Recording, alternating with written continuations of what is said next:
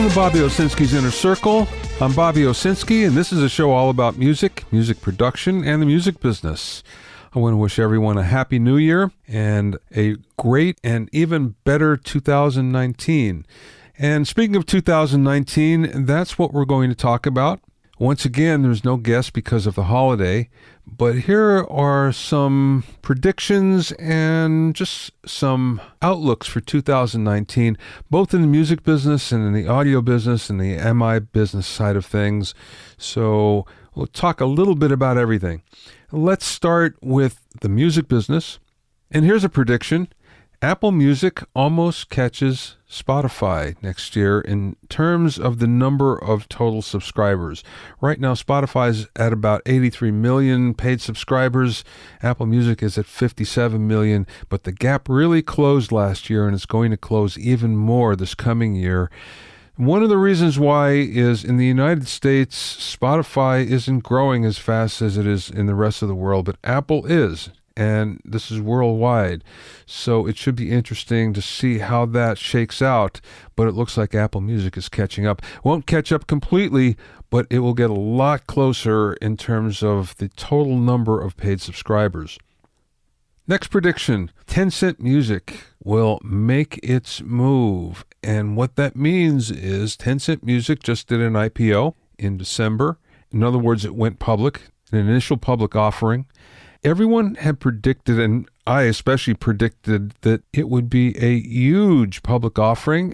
They would turn around and use the proceeds to buy Spotify. Now, in fact, it was a rather modest $1.1 or $1.3 billion offering, and it's not nearly enough to buy Spotify, although Tencent is a giant. They're somewhat like Google in China, and they got plenty of money, but I predict that what will happen is Tencent Music will buy Spotify at some point. Now, if the stock market doesn't recover, and especially tech stocks, that's not going to happen. But if we see an uptick and everything feels better in the stock market, you might see that. If you don't see it in 2019, you might see it thereafter. Tencent Music is Chinese. They really look long into the future. So this might be something that they're contemplating that might not happen this year, but will happen eventually. But I think Tencent Music is going to be the ones that end up with Spotify. Amazon Music was in the news a lot this last year. One of the big reasons is because of smart speaker growth. That will continue. Smart speakers are everywhere. Whether you love them or you hate them, they're pretty much taking over. Many people have several of them, one in every room. Now, that being said, the biggest beneficiary of that is Amazon Music. And in fact, voice activation is what has kicked Amazon Music into high gear. And we're going to see more of that in the coming year. Amazon Music will get stronger and stronger as a result of voice activation from the smart speaker. Another prediction, the Billboard charts are going to mean less and less, and already their influence has really diminished over the last few years. To Billboard's credit, they're trying to actually change things and make it work better. So they've been incorporating streams and YouTube views and even social into the charts. But right now, there are fewer and fewer people that care about it. If you're at a record label, yeah, that's still the Bible, but that may not be one day soon. What replaced the Billboard charts are streaming charts, especially on the big services, Apple Music, Spotify. That means a lot more to artists, and it basically means a lot more in terms of overall revenue. See, once upon a time, the Billboard charts really did have an influence on sales, and that was back in the physical days. Now we're no longer in physical music. So the Billboard charts, which was the Bible for retailers, for record retailers, that doesn't matter anymore because there are fewer and fewer of them, and they don't so much care about that. Everybody looks at the streaming charts. So you're going to see the Billboard charts having even less influence in the coming year. Another prediction, major labels are going to lose their influence. And yeah, you might say this has been happening. More and more artists could care less about being on a major label.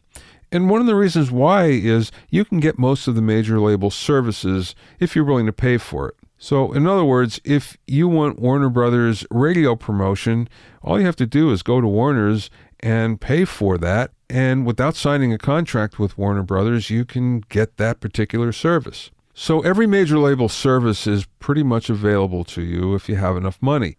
As a result, you're seeing artists care less and less about being on a major label, and they're very, very happy on indie labels, mostly because of the personal attention and the fact that major labels are corporate-driven, and the person that signed you may not be there next year if there's a regime change. So we're seeing the indie labels and do-it-yourself from managers are having a much greater effect on artists these days than those at the major labels. Now, don't discount major labels because they still have the infrastructure, and they'll probably always have it, in order to take a star to a global superstar level. That type of infrastructure is very hard to reinvent, so they're really good at that. So if you become a star, you reach a certain point and you want to go to the next one, that's probably the only way to do it. Next year, streaming services will remain unprofitable, and I think we'll probably see a roll-up. So we're going to begin to see some of these services, the streaming services, being consolidated into some of the larger ones, or there may even be a service that we're not aware of that might roll some of these up to become a bigger service. So what that means is, if you look at all of the streaming services, and we'll forget about Apple Music and Google Play Music and Amazon Music as well, because what ends up happening is they're basically part of a bigger corporate entity of which music is very small. So we're just looking at the independent streaming services where that's their main business, just streaming music. The problem is there's only one of them, and that's Napster, believe it or not, that's profitable. And for all the success of Spotify, it's still losing huge amounts of money every year. This can only go on for so long. What we're going to start to see is a lot of these streaming services either go away or be consolidated. So my prediction is at the end of next year, there's going to be fewer music distribution services. I don't know if you've been reading about Article 13, but that's a potential European Union law that's really going to cause a lot of chaos, especially with YouTube, should it pass. And YouTube is actually playing hardball, trying to make sure that it doesn't pass.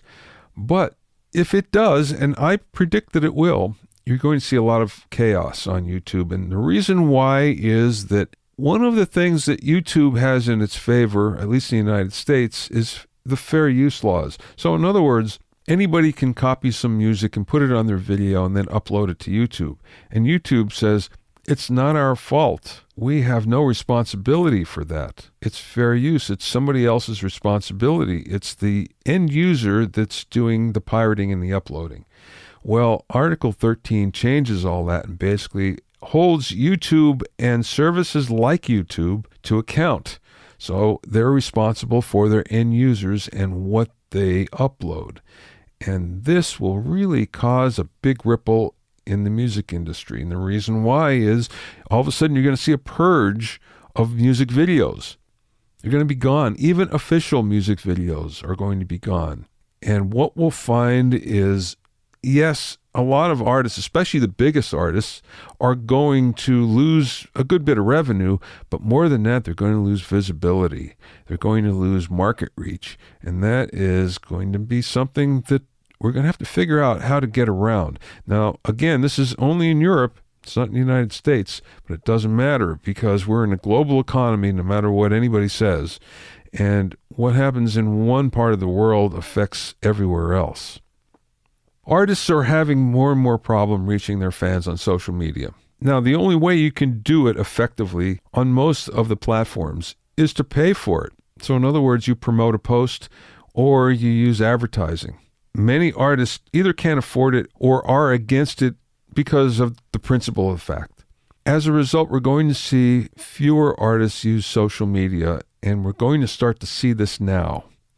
The only platform that you're going to see artists on is Instagram. Instagram is still great for artists. because most of the people that are on Instagram love music, more so than most other platforms. That being said, Instagram is part of Facebook, and you're going to see the ads.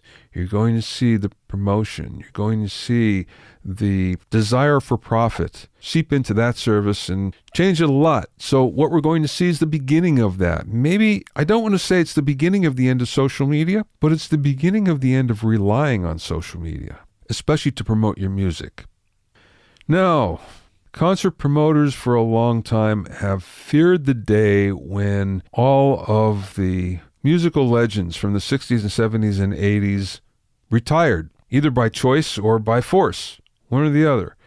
And the fear was, who's going to replace The Who and the Stones and Madonna and artists like that, especially in the biggest venues and stadiums? Well, it turns out last year was a turning point, and what we saw was the newer artists, the artists that are current, have the capability to actually fill those stadiums and to do better than even the legends are doing out on the road. So we're going to see more and more new faces when it comes to touring, and more of these new faces actually selling out. Not only the smaller venues, but the biggest venues on the planet.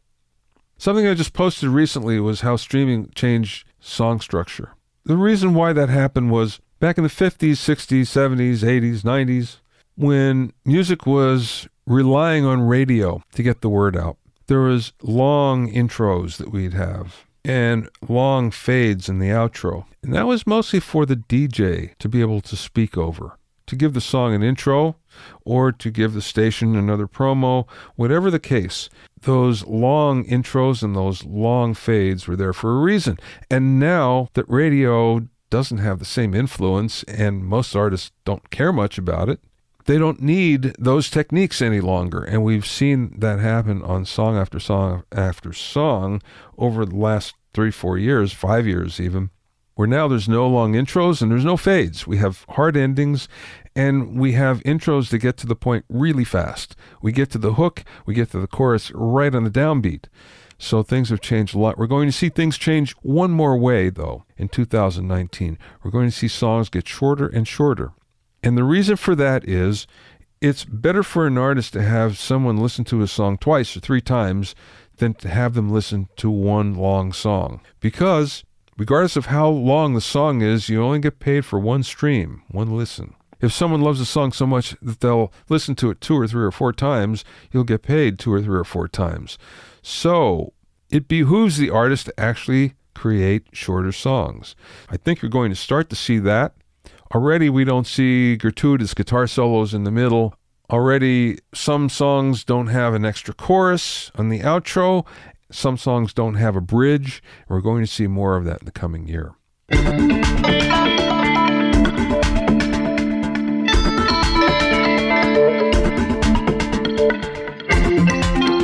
If you have any questions or comments, you can send them to questions@BobbyOInnerCircle.com.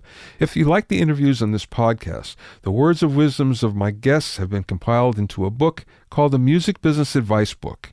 In it, you'll hear the voices of experience on things like pushing your career forward, or getting paid, or social networking, or much more. You can find the Music Business Advice Book on Amazon and in bookstores near you.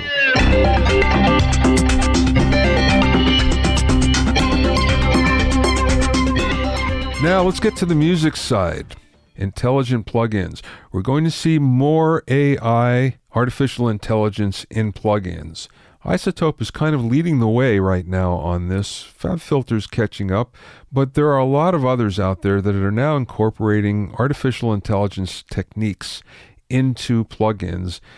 And they're making smart plugins, essentially, so you don't have to do a lot of work. So your ears don't have to be as attuned to things as was required in the past. Is this a good thing or a bad thing? Well, it's a good thing, I think, because even experienced mixers like AI plugins, because it saves them time. And let's face it, if we can save 5 minutes or 10 minutes or an hour on a mix, everybody's a lot happier.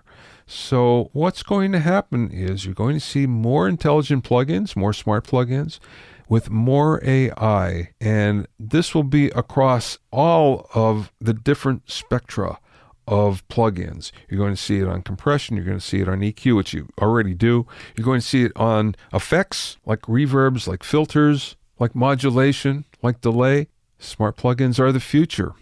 Now, speaking of AI, one of the things I think you're going to see as well is AI in speakers. The reason why I say that is I recently bought a new set of Sony noise-canceling headphones, which were wonderful, by the way.